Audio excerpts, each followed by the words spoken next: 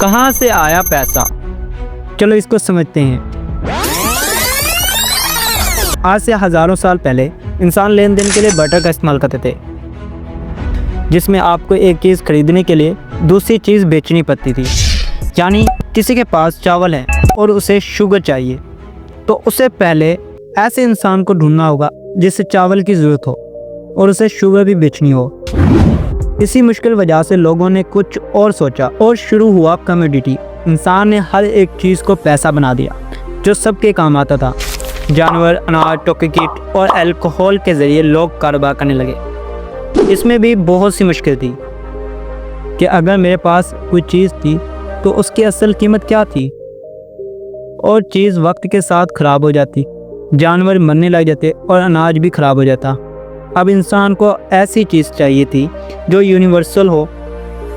फिर शुरुआत हुई सोने से बने सिक्कों की, लेकिन उसमें भी एक मसला था कि इतना भारी वज़न उठाकर इधर उधर घूमना पड़ना और साथ में चोरी का भी डर।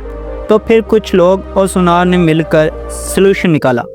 उन्होंने कहा कि तुम अपना सोना हमारे पास रखो, उसे हम संभाल कर रख देंगे। जिसके बदले वो उसे कागज़ का टुकड़ा देते थे जिसमें लिखा होता था कि आपका इतना सोना हमारे पास मौजूद है।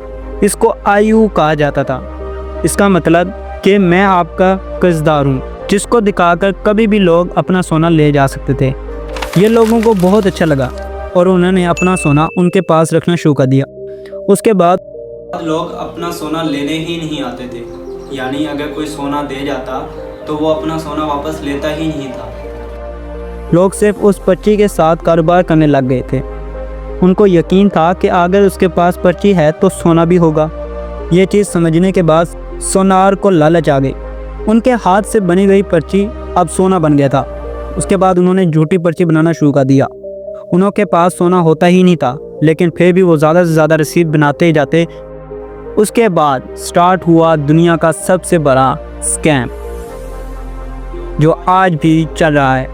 वो सोना संभाल कर रखने वाली दुकान दुनिया की सबसे पहली बैंक बनी, और वो रसीद बनाने वाली दुनिया की सबसे पहली करेंसी यानी नोट बनी।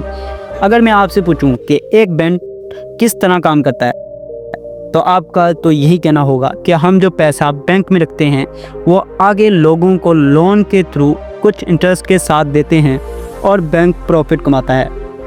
लेकिन आप गलत हो। आप जो पैसा बैंक में जमा करवाते हैं उसका 20% वो अपने पास रखती हैं और बाकी किसी और को दे देंगी। अगर ये बैंक उस इंसान से साल में 12% भी इंटरेस्ट भी वसूल करती है और ईयर में 4% इंटरेस्ट देती है, तो फिर भी उनको 8% प्रॉफिट होता है। इस तरीके से सारा बैंक काम करता है। सिर्फ इसी से ही बैंक पैसा नहीं कमाती, बल्कि इसके पीछे तो बहुत बड़ी गेम है। यानी अगर आपने बैंक में 1000 रुपये जमा करवाया है तो उससे 1000 रुपये बैंक कमाएगी।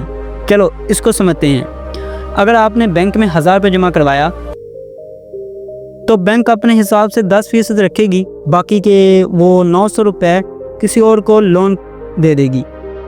लेकिन गौर से देखें यहाँ हुआ क्या है।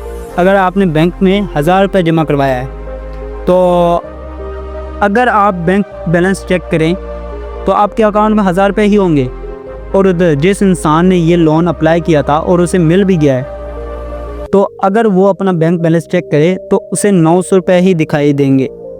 इसका मतलब दोनों के पास 1000 रुपये और 900 रुपये परचेज पावर है।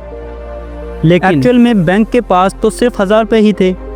मतलब उस बैंक ने अपने कंप्यूटर में कुछ नंबर ऐसे चेंजिंग की, नंबर चेंजिंग करके मार्केट में 900 रुपये की वर्चुअल करेंसी क्रिएट की, जो कि एक्चुअल, क्योंकि बैंक के पास तो सिर्फ 1000 रुपये ही थे। इसी तरह एक बैंक 1000 से 1000 रुपये कमाती है। अगर मैं आपको इसकी टॉपिक पे बताता जाऊं तो ये तो भाई बहुत बड़ी गेम बन जाएगी। बैंक सिर्फ एक चीज़ से पैसा नहीं कमाती, हज़ारों तरीक़ों से कमाती है।